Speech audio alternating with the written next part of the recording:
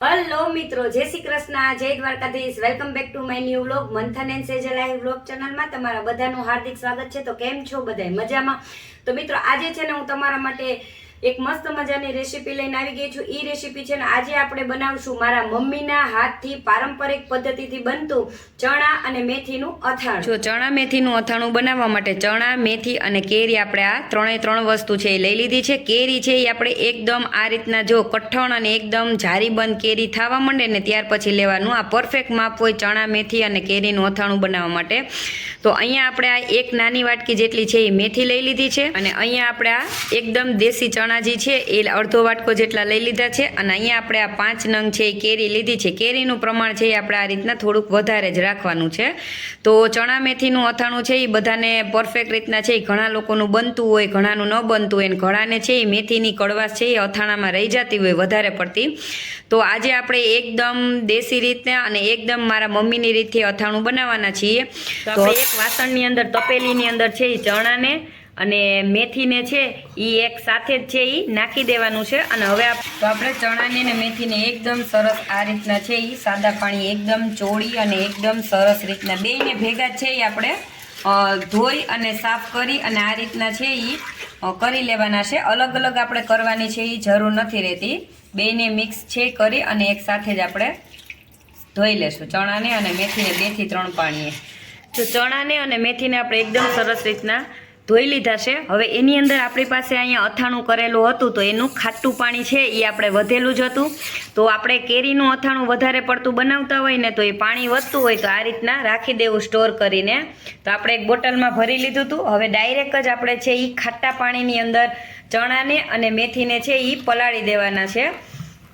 તો આ રીતના જો ચણા અને મેથી ડૂબે ને એ રીતના આપણે ખાટું કેરીનું પાણી છે એને નાખી દેવાનું છે. જો આ રીતના આપણે ચણાને મેથીને બેયને પલાળી દીધા છે. હવે જ્યાં સુધીની અંદર છે એ આપણે ચણા અને મેથી એકદમ ફૂલી અને બધું ખાટું પાણી છે ને એ શોષી લેશે એવા એકદમ એમ કહેવાય કે પેપડા જેવા થઈ જશે અને ફૂલી જાય ને જ્યારે મેથીના અને ચણાના દાણા ત્યાં સુધી આપણે આને પલાળવાના છે. તો હવે આપણે આ કેરી છે એને આપણે લઈ લેવાની છે અને એને આપણે વચ્ચેથી છે એ ગોટલીનો ભાગ છે એને કાઢી લેશું અને આ રીતના ચણા મેથીનું અથાણું બનાવવા માટે નાની નાની સાઈઝની આપણે આ રીતના કેરી છે એને કટ કરી લેવાની છે. જો અહીંયા આપણે સાઈડમાં છે એ બાકીની કેરીને પણ કટ કરી છે ને એ રીતના આપણે આ રીતના નાની નાની સાઈઝની તમે કોઈ પણ સાઈઝના ટુકડા છે એ કરી શકો છો. તો આપણે જો અહીંયા આપણે બધી કેરીના નાના નાના ટુકડા કરી લીધા છે ને એક આપણે અથાણાની મોટી કેરી આ રીતના વધેલી હતી ને તો એના પણ આપણે ટુકડા કરી લીધા છે. તો એની અંદર હવે આપણે 1 ચમચો જેટલું છે એ મીઠું લઈ લેશું અને બે ચમચા આપણે છે એ મીઠુંના છે એ નાખી દેવાના છે. અને આપણે એમાં છે એ અડધા ચમચા જેટલું છે એ હળદર લઈ લેવાની છે. અને આ બધી વસ્તુને આપણે એકદમ સરસથી છે એ હાથેથી ચોળી અને કે ચમચા વડે મિક્સ કરી દેવાની છે આ રીતના. એટલે હળદર અને મીઠું બે વસ્તુ છે એ અથાણાની અંદર છે એ ભળી જાય. અને આ કેરી છે એને આપણે કાલ સવાર સુધી આમનામ જ 1 દિવસ સુધી છે એ હળદર મીઠાવાળી બોળી અને આને આપણે રાખી દેવાનું છે. 1 કલાક થાય ત્યારે આ કેરીમાં અને ચણા મેથીની અંદર પણ છે એ ચમચો છે એને ફેરવતું લેવાનું છે.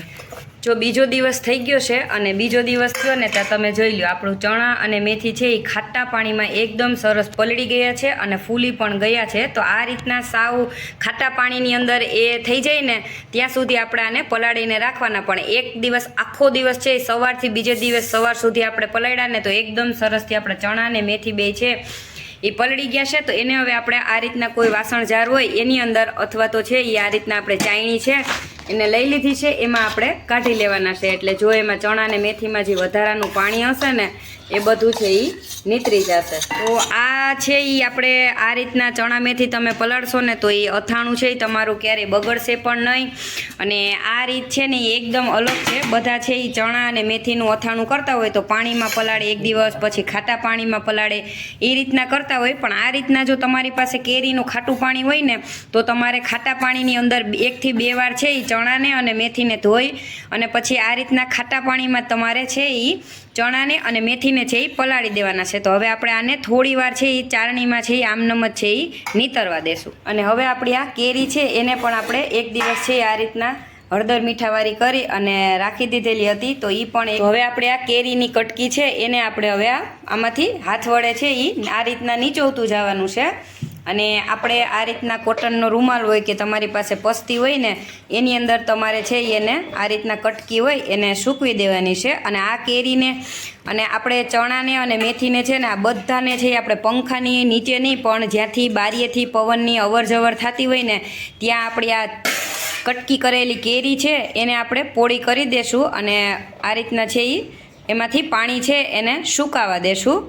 અને જો હવે આપણે આ રીતના પસ્તી છે એટલે એનો એક ટુકડો લઈ લીધો છે અને એની ઉપર આપણે છૂટા છૂટા ચણાને અને મેથીને છે એ નાખી અને સૂકવી દેવાના છે.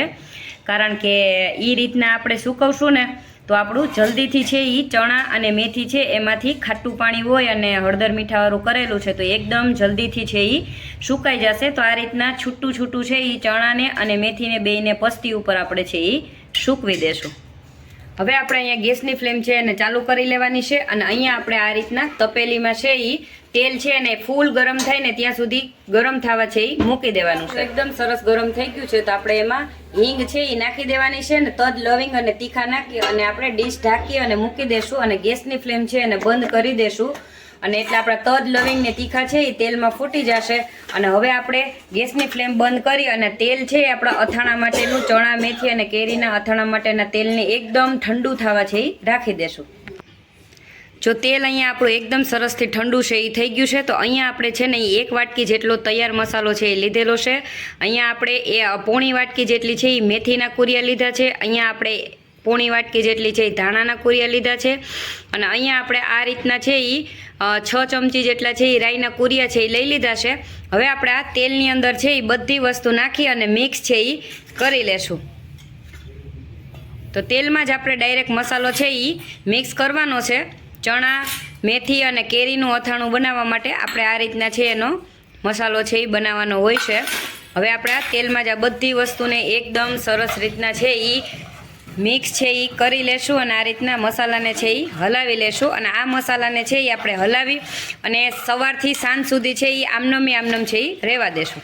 જો આપણી કેરી છે એ પણ એકદમ સરસ આ રીતના જો સુકાઈ ગઈ છે. તમે જુઓ ને એકદમ સોફ્ટ અને એકદમ પોચી છે પણ આમાં જો પાણી છે એ નથી. અને અહીંયા આપણા ચણા અને મેથી છે એ પણ એકદમ સરસના છે એ સુકાઈ ગયા છે. આપણો ટાઈમ થઈ ગયો છે અને આપણો મસાલો છે આપણે સાંજ સુધી ચણા મેથીનો મસાલો બનાવેલો હતો અથાણા માટેનો એ આપણે રાખેલો હતો. તો આપણે એકવાર આ રીતના છે એને હલાવી લેશું. અને હવે આપણે અહીંયા આપણી કેરી અને ચણા અને મેથી બધું સુકાઈ ગયું છે. તો સૌથી પહેલાં આપણે અથાણાની અંદર છે એ કેરીને છે એ નાખી દેશું.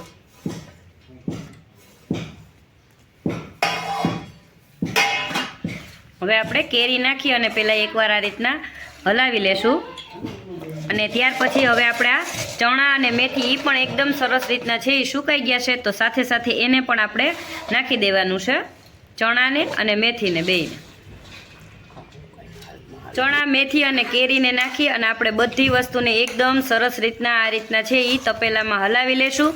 અને આપણું ચણા મેથી અને આપણે આ કેરીનું અથાણું બનાવ્યું છે એને આપણે 2 દિવસ સુધી આમનમ જ છે મસાલામાં ભેળવી અને રાખી દેશું, જેથી અથાણાની અંદર મસાલા છે એકદમ સરસથી છે એ ચડી જશે. જો 2 દિવસ થઈ ગયા છે અને આપણું ચણા અને મેથીનું અથાણું છે આપણે તપેલામાં જ 2 દિવસ સુધી આમનમ રાખ્યું હતું. તો હવે આપણે એક વખત ચણા મેથીનું અથાણું છે એને આ રીતના છે એ હલાવી લેશું. અને અહીંયા આપણે એકદમ છે એ ક્લીન તડકામાં સૂકવી અને ડ્રાય કરી અને બરણી લઈ લીધી છે. તો હવે આપણે ચણા મેથીનું અથાણું છે અને કેરીનું અથાણું છે એ બરણીમાં છે એ ભરી લેશું. જો આ રીતના 2 દિવસ રાખ્યા પછી જો તમને તીખું કે ખારું કે મીઠું થોડુંક ઓછું લાગતું હોય તો તમારે એડ છે એ કરી લેવાનું છે. આપણે છે એ મીઠું બરોબર જ છે, કારણ કે પહેલેથી જ આપણે અથાણામાં મીઠું છે એને બરાબર રાખેલું હતું. તો આ રીતના બરણીની અંદર દબાવી અને આપણે ચણા મેથી અને કેરીનું અથાણું છે એને બરણીમાં છે એ ભરી લેશું.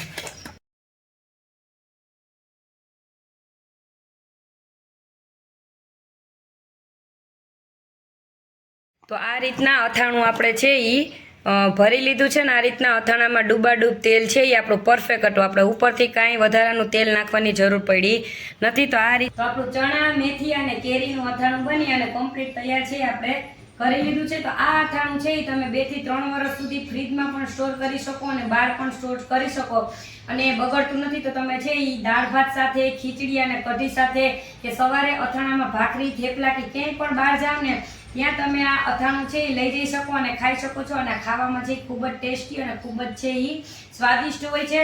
તો આપણે ચણા મેથી અને કેરીનું અથાણું બનાવ્યું છે એની રેસીપી છે એ તમને કેવી લાગી એ કમેન્ટમાં જરૂરથી જણાવજો. વિડીયો પસંદ આવે તો વિડીયોને લાઈક કરો, શેર કરજો, સબસ્ક્રાઇબ કરજો અને મસ્ત મજાની કોમેન્ટ કરજો કે